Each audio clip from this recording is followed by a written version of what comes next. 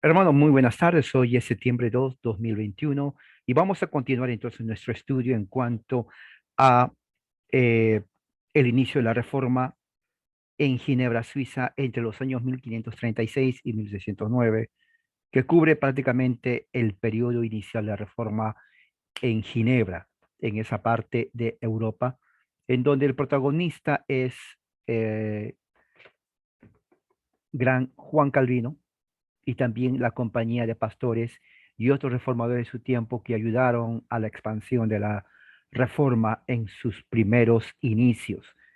Eh, Vamos a continuar entonces cómo la reforma se expandía desde Ginebra a otros lugares, cuál era la mecánica de trabajo, las predicaciones, cómo se organizaba todo, quiénes estaban a cargo del trabajo, cómo trabajaban, para que nos den idea de cómo la reforma se expandió hasta llegar hasta estos días aquí a nosotros. Es muy importante que los que somos de la fe reformada, presbiteriana, sepamos el origen, cómo esto se estaba extendiendo a los principios. Prácticamente estamos estudiando los inicios de la reforma protestante, reformada calvinista en Europa, específicamente en Ginebra, para saber lo que está pasando o lo que pasó en ese entonces los reformadores. Eh, el libro de lectura que tengo conmigo es La Compañía de Pastores, no sé si pueden ver aquí, La Compañía de Pastores de Calvino, por el autor Manich. Scott Manich. Eh, Cuidado pastoral y el surgimiento de la Iglesia Reformada, ¿no? 1536 a 1609. Un buen libro de lectura de historia que nos enseña a nosotros cómo se inició, cómo se expandió. Así que, atención, presten atención, que voy entonces a compartir con ustedes la lectura de esta parte que tiene que ver con la sección de la predicación en la Ginebra de Calvino. A través del siglo XVI-XVII, al principio, los ministros de Ginebra observaron un horario ya establecido en lo que tiene que ver con la predicación. En vez de seleccionar textos bíblicos basados en un elemento, se llama de lecciones en base al calendario de la iglesia, Calvino y sus colaboradores, pastores también, siguieron el ejemplo de las iglesias reformadas de Zúrich y Estrasburgo, que quiere ver con la predicación continua a través de libros de la Biblia. Eso se llama de lectio continua método, el método continuado de la lectura.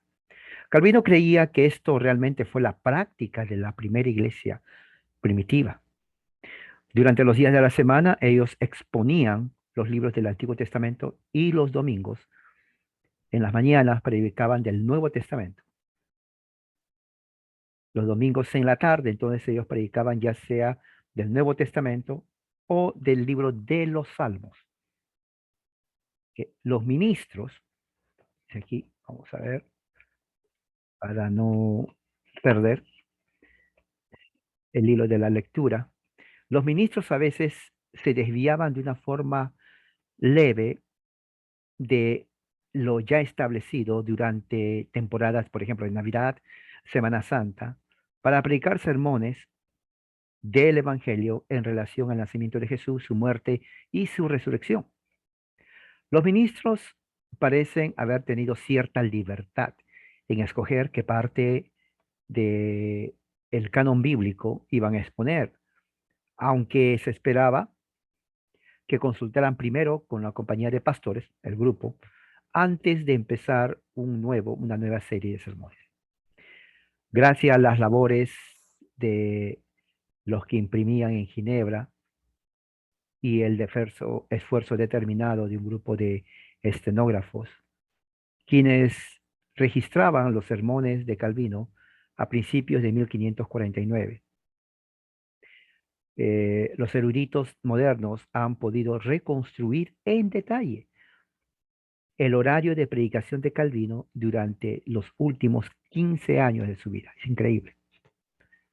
Así nosotros sabemos, por ejemplo, que durante los años 1555 a 1556 Calvino estaba predicando una serie de sermones a través del libro de Deuteronomio durante la semana en las mañanas, un total de unos 200 sermones en realidad, y exponían los libros del Nuevo Testamento de 2 Timoteo, Tito, 1 de Corintios los domingos en las mañanas y en las tardes. Durante la Semana Santa de 1555, él tomó un pequeño descanso de su horario habitual para aplicar sermones durante la semana sobre el tema de la pasión de Jesús, su resurrección, extraídos del Evangelio de Mateo. Desafortunadamente, los horarios de la homilética en Ginebra de otros ministros no se pueden describir de la misma forma. Solamente 2 series de predicación durante la vida de Calvino fueron identificados con certeza. Aquellos que fueron predicados por un tal Michel Cobb en los libros de Proverbios y Eclesiastés y de Pierre Viret, Isaías. Apenas un poco se puede decir del gran reformador Teodoro Beza, de su ministerio de predicación, después de la muerte de Calvino. En 1574, Beza estuvo predicando a través del libro de Hebreos y de la epístola de Santiago. En 1578, sus sermones semanales, ¿no?, fueron enfocados al libro de Isaías. 5 años después, él estuvo predicando a través de el libro Cantar de los Cantares. En la primavera de 1590, continuó predicando una serie de sermones sobre la muerte de Jesús, en total 36 sermones, seguido inmediatamente de eso por una serie de 21 sermones acerca de la resurrección de Cristo, acerca de la resurrección de Cristo. Entonces, vamos a ver entonces cómo se pudo, eruditos, poner en orden las predicaciones enteramente bíblicas, hermanos, ¿se dan cuenta? Enteramente bíblicas. No había como hoy en día en el evangelicalismo, por ejemplo, si tú eres un campeón, eh, motivación personal, no. Los reformadores, yo creo que ese fue el éxito de ellos, fueron 100% bíblicos, predicaban del Antiguo, del Nuevo Testamento, como vemos acá. Y eso ayudó mucho, ¿no?, a la expansión de la reforma y también al fortalecimiento intelectual y la vida interna de la iglesia como comunidad. La predicación de expositora de Calvino y de otros ministros en cuanto a durante la semana y durante también eh, los primeros días de la semana o domingo. Esto es muy importante porque esto nos da a nosotros a entender el compromiso que tenían los reformadores y que ellos mismos sabían de que estaban en un compromiso grande y la tarea era, demandaba predicación, concentración, estudio, ¿no? Diariamente, porque ahí dice diariamente, ¿no? Y era un trabajo intenso. Si es diario, era un trabajo intenso, tiempo completo. Pero se estaba haciendo, eso era la Ginebra de Calvino. Si alguien le pregunta, ¿no?, cómo es la reforma, bueno, ya saben lo que hacían, predicar el Evangelio, ¿no? Se turnaban, ¿no? Como habíamos dicho la semana pasada, eh, los preeminentes ministros de ese tiempo eran Teodoro de Beza, Simón Goulart, Charles Perrot, ¿no? Ellos generalmente predicaban más que el resto de los demás, ¿no? Obviamente Calvino fue el principal de todos ellos, ¿no? Pero también los otros tenían ese don, conocían la doctrina reformada y estaban justamente en equipo predicando durante la semana, prácticamente todos los días. Y era un trabajo intenso, muy intenso. Aquí entonces vamos a terminar esta parte porque la sección que viene más adelante se llama el servicio de adoración. Eso sí, no se deben perder, el servicio de adoración.